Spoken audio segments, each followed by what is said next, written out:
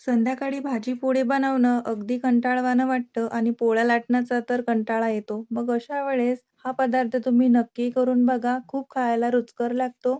तर इथे बघा आपण मेथी घेतलेली आहे आणि कोथिंबीर. तुम्हाला जर मेथी जास्त आवडत असेल तर मेथी जास्त घ्यायची, कोथिंबीर जास्त आवडत असेल तर कोथिंबीर जास्त घ्यायची किंवा मग दोन्ही समप्रमाणात घेतलं तरीही चालेल. याच्यामध्ये आपण 1 ते 2 चमचे शेंगदाण्याचं कूट घातलेलं आहे. धने आणि जिऱ्याची पूड घालूयात.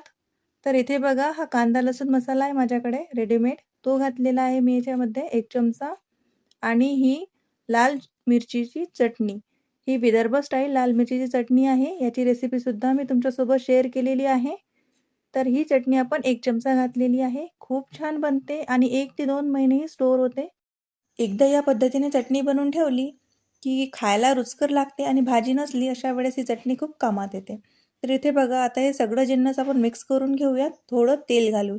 तेल घातल्याने काय होणार, याची चवही वाढणार आणि याला थोडीशी अशी ओलावा येणार. त्याच्यासाठी आपण अगदी 1 चमचाच्या तेल घातलेलं आहे आणि मिक्स केलं.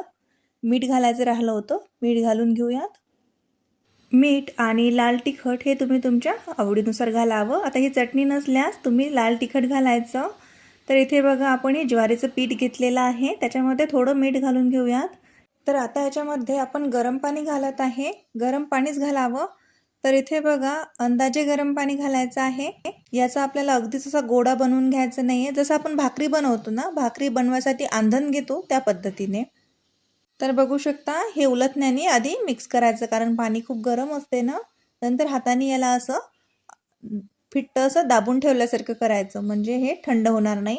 आता थोडंसं पोर्शन घ्यायचं याच्यामध्ये आणि जसं आपण ज्वारीचं पीठ भिजवताना किंवा भाकरीचं पीठ भिजवताना कणिक मळतो ना म्हणजे भाकरीचं पीठ मळतो ना त्या पद्धतीने आपल्याला हे मळून घ्यायचं आहे.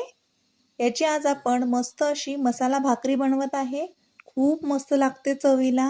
भाजी पोळीला अगदी हेल्दी ऑप्शन आहे हा. संध्याकाळच्या वेळेस पोळ्या बनवणे, भाजी बनवणे कंटाळवाणं वाटतं.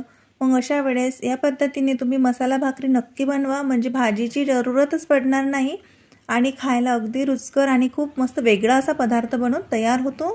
साध्या भाकरी तर आपण नेहमीच बनवतो आणि खातो. तर या पद्धतीने मसाला भाकरी किंवा स्टफिंगची भाकर तुम्ही याला काही म्हणू शकता. एकदा नक्की बनवा किंवा मग तुम्ही याला पराठेसुद्धा म्हणू शकता. ज्वारीच्या पिठाचे स्टफ पराठे. तर इथे बघा आपण छान असा हा गोळा इथे बनवून घेतलेला आहे. तुम्ही व्हिडिओमध्ये बघितल्याप्रमाणे. आता काय करायचं याच्यामध्ये आपल्याला असं वाटीप्रमाणे बनवून घ्यायचं आहे. आता हे जर तुम्हाला हातावरती असं येणार नाही तर तुम्ही हे पोळपाटावरती सुद्धा हलक्या हाताने लाटून घेऊ शकता. अशी याची एक वाटी तयार करायची आहे आणि जे आपण मेथी आणि कोथिंबीरचं स्टफिंग बनवून ठेवलं आहे ना ते याच्यामध्ये भरायचं. असं भरभरून भरायचं म्हणजे खाताना अगदी चविष्ट लागते. छान भरायचं आणि आता थोडं थोडं याला आतमध्ये असं दाबत याचा आपण तोंड बंद करून घेऊयात. तर बघू शकता तुम्ही या पद्धतीने असं आपण हे बंद करून घेतलेलं आहे. तर इथे मस्त बंद झालेलं आहे.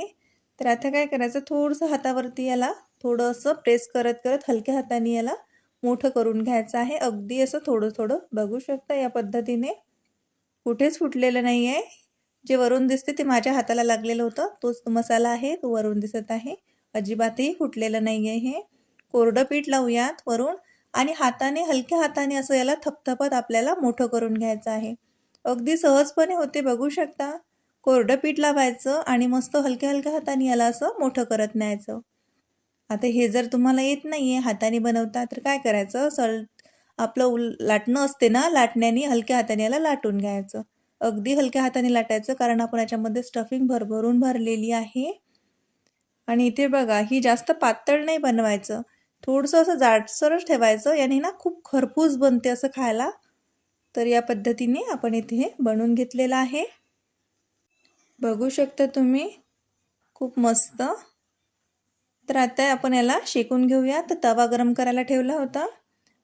आता वरून याच्यावर थोडं पाणी घालूयात कारण आपण कोरडं पीठ लावलं होतं ना त्यामुळे थोडंसं पाणी लावायचं वरतून आणि आता याला खालची बाजू छान अशी मस्त भाजून घ्यायची आहे. याची वरची परत बघू शकता अशी थोडी सुकली दिसली आपल्याला बघू शकता अशी या पद्धतीने की मग याला पलटून घ्यायचं आहे आणि मस्त दुसरी बाजू ही अगदी खरपूस भाजून घ्यायची. छान खरपूस भाजायचं म्हणजे खायला खूप छान लागते. बघू शकता असंच तुम्ही तव्यावरती पलटून याला परत याचा भाजून घेऊ शकता, म्हणजे अशी फुगते. बघू शकता किती मस्त फुगलेली आहे आपली भाकरी. मसाला भाकरी मी तुम्हाला फोडून सुद्धा दाखवते. खूप गरम आहे यावेळेस हे. म्हणून मी काय केलं, याला चाकूने असं कापून घेतलं थोडं, म्हणजे हे दाखवायला सोपं गेलं. तर बघू शकता काय मस्त दिसते. खूप रुचकर, खायला तर अप्रतिम लागते. एकदा नक्की करून बघा. आणि भाजीची गरज नाही आहे, पोळ्या लाटायची गरज नाही आहे. नेहमी वरण-भात खाऊनही, खिचडी खाऊनही संध्याकाळी कंटाळा येतो. तर अशा वेळेस मसाला भाकरी तुम्ही नक्की ट्राय करा. खूप आवडेल. आणि याच्यासोबत लोणचं वगैरे द्यायचं. मस्तच. अप्रतिम.